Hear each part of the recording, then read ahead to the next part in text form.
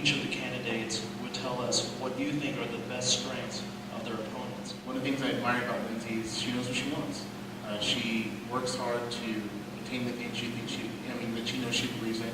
And I think that kind of personality is admiring in anyone. Someone who can recognize what they want and work for it. So I really appreciate that about Lindsay. Stepping into the student body president seat after not having had any real Senate experience will be a challenge, and I admire his ability to want to do that. So stepping up for challenges is great. Orlando's biggest strength, I think, going into this is obviously his experience. He's probably expecting this too. Yes, he's done the position for a year, and he knows everything it entails. So he's going to know everything he needs to know going into it. As for Lindsay, I know Lindsay a little better. She talked about being type A, but I also know she can be laid back and have a good time too. So that's definitely something she has going for her. But again, she has some experience. She's been on cabinet, so she has an idea of what's going on. So I think that would also help. I'd say Orlando has the ability to talk to anyone and make them believe almost anything. He has this theatrical ability in the way he talks that he can come up and talk to anyone. And he could probably almost talk me into voting for him. He's just that good at that.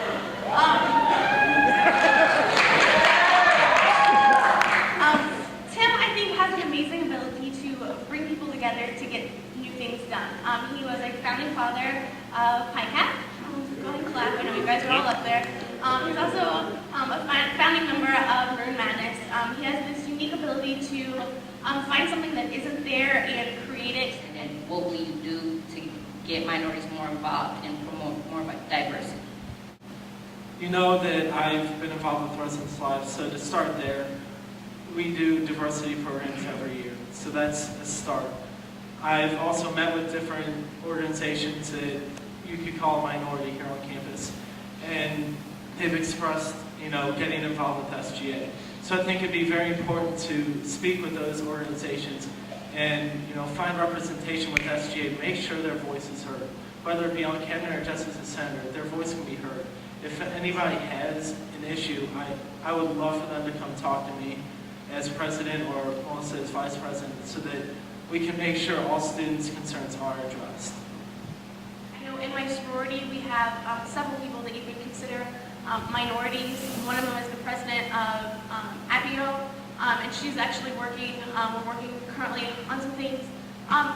As for what we're going to do, if you've looked at our platform, one of our platform's issues is having our Director of Equity and Diversity Affairs serve on a Heritage Month, on each and every Heritage Month committee that we have at Missouri State University. We feel that by doing this, we want SGA to co-sponsor an event with every single Heritage Month committee. That way we really are bringing in diversity to our SGA and helping, since SGA is the voice of the student body, if we are actively participating in those Heritage Month committees. What negative criticism might we hear about each of you as candidates, and how would you in turn address those criticisms? I can come off as rather brash and harsh.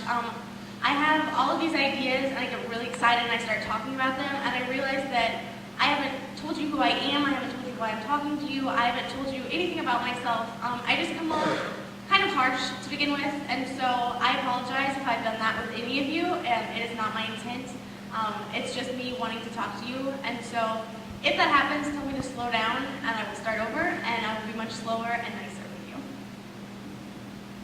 And I've always been an idea person, but the follow-through sometimes doesn't happen. And I'll be the first to say that. I'm good at creating these huge things that in my head that don't ever come out on paper or people never see. That's a big thing that I'm trying to work on, but it's kind of hard for me to do that. Can I add something to that? Chris and I don't want you guys to think that Chris and I aren't going to follow through. Chris and I, we talked earlier about how we are very different. Chris is more of a type B person, and I'm more of a type A person. And so even through this campaign season, we've seen how Chris has come up with a lot of the different ideas that we have. But I'm the one that, while he was in Florida on spring break, I painted all the banners. I shoved a staple through my foot. Chris comes up with all the great ideas, and then I'm the type A person that organizes all the different little individual details. And so because of that, I would say that that would be his flaw, but I say we work well as a team to compensate for that. I worry a lot. And sometimes that affects how I think and make decisions or stand by things. But that's something I've worked on the last couple of years. I've been overwhelmed with some of the roles I've taken on in the past, but I've worked through that, and I think it's made me a stronger, better person, thicker skinned. Criticism doesn't always come easy to me because I don't like to upset people. I want everyone to be happy, and I realize that one thing you can't do is please everyone. But I'll try my hardest, and I work my best to do that, to make everyone happy and to represent Missouri State the best I can. So.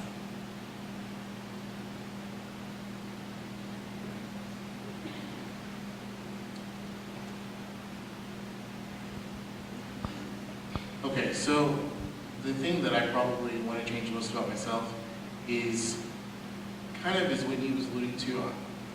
I'm a people pleaser. I like everyone to be happy. I like everyone to be on the same page. And I really want to convey everything I've got all the time to every person I meet. And so I will constantly drone on and on about things until I think that until I think you understand. Because I'm really trying to check for understanding. I feel like you need to know what I'm saying because I'm trying to convey it to you. And so that's one of the biggest things I've worked on this year is trying not to drone as long on things and beat it to the ground until people don't want to hear what I have to say. So my biggest flaw that I am still currently working on is my procrastination. And the reason that that's kind of a flaw for me is because that's just how I always was in high school. I never did anything until the night before the test was due. Just stuff like that I always procrastinate on. But I've learned through setting up organizations that you can't do that. So it's something that I've grown to take on as a flawed part of me that I can work on a daily basis.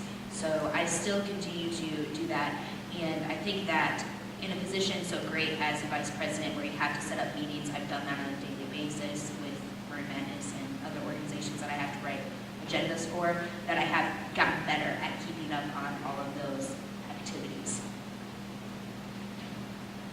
In terms of criticism that people may give towards me about the candidacy, it's kind of two-part.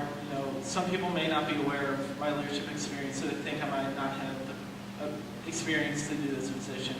At the same time, some people may not feel, or at first didn't feel we were necessarily serious about the campaign.